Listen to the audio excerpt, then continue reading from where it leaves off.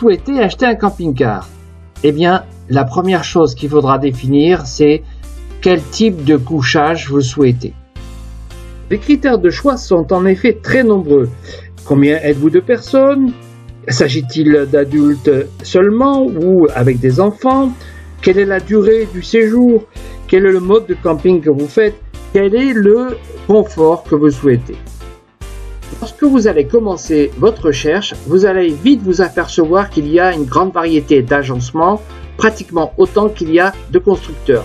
Il faudra donc définir vos besoins et finalement bien réfléchir avant de faire votre choix.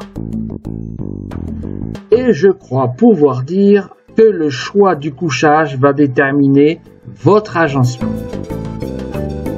Voilà pourquoi, dans ce tuto, je vous propose de faire un inventaire des principaux agencements et de voir avantages et inconvénients de chacun. Sur quels critères peut-on envisager de faire ce choix? Est-ce la facilité d'accès au lit, la circulation dans le camping-car, les dimensions du lit, ou le fait de rapprocher possiblement les lits entre eux, ou un effet de mode, ou bien sûr le prix? Il faut être bien conscient que tous ces choix auront une conséquence sur l'agencement de votre camping-car.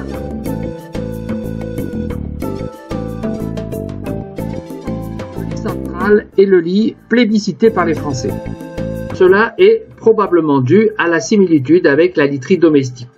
Il occupe la partie arrière du camping-car et permet de circuler autour du lit sans déranger son partenaire, d'avoir de bons rangements, des penderies. Bref, c'est un peu l'idéal pour un couple. Et l'inconvénient va avec son avantage. Il lui faut un camion très long. On aura alors des camping-cars qui pourront dépasser 7 mètres ou 7 mètres 50.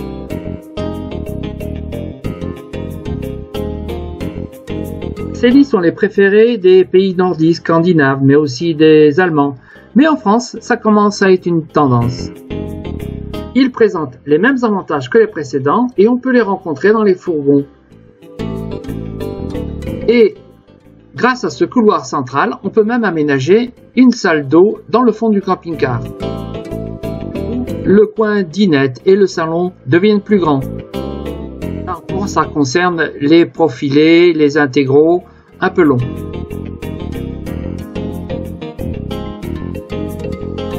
Avec le lit à la française, c'est-à-dire rangé sur l'arrière côté gauche ou droit, on a encore un bel espace. Cette fois, on ne peut plus circuler autour du lit et l'un des dormeurs est gêné pour en sortir. L'avantage de cette disposition, c'est qu'elle dégage bien un espace dans le camping-car et surtout une grande surface pour la salle d'eau.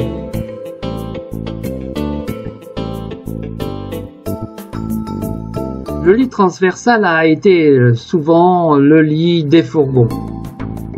On le retrouve dans les camping-cars courts et souvent trapus. C'est souvent au fond du camion et sur la soute qui peut être très spacieux. L'inconvénient majeur, c'est qu'il faut passer l'un sur l'autre pour sortir du lit. Cela permet aussi parfois d'avoir plusieurs couchages dans un camping-car un peu plus grand.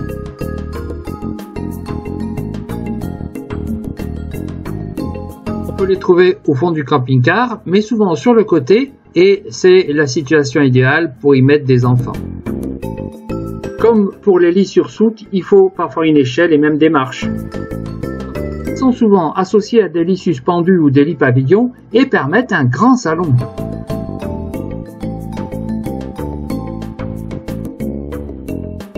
Les lits suspendus ou de pavillon descendent du plafond. Ils peuvent être actionnés par manivelle ou électrique et permettent de placer le lit au-dessus du salon. Les plus intéressants sont ceux qui ne nécessitent pas d'aménager les sièges dessous. Pour ce type de couchage, il faudra évidemment avoir un moyen d'accéder à cette hauteur. On en trouve dans tous les types de camping-cars, y compris dans les fourgons, comme c'est le cas ici. Ils peuvent même être associés à un lit latéral. Ce dispositif majore un peu le prix d'achat, mais comme il remonte de jour, voilà un bel espace gagné. Pour un usage pour une personne ou un couple, on a la possibilité d'avoir ici un camping-car très court.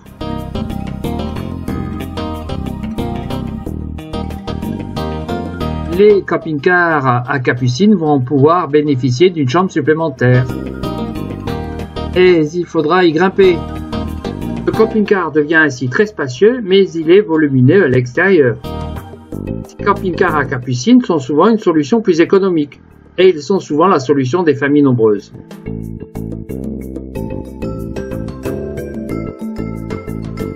Les lits salon ou lits dinette sont souvent des lits utilisés à l'occasion, car ils nécessitent quelques manipulations qui sont fastidieuses si on doit les répéter tous les jours.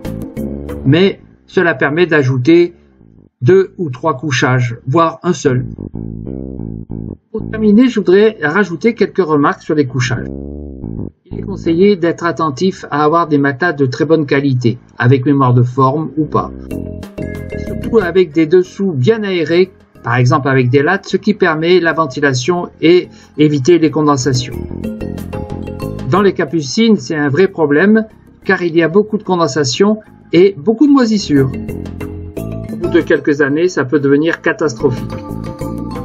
Enfin, une dernière remarque. Sous les grands lits, des grands espaces, et donc la capacité de ranger des gros volumes, comme dans les soutes par exemple. Et bien voilà, sans avoir été exhaustif, j'espère quand même vous avoir donné quelques pistes de réflexion pour votre choix. Si vous appréciez mes vidéos, n'oubliez pas de vous abonner.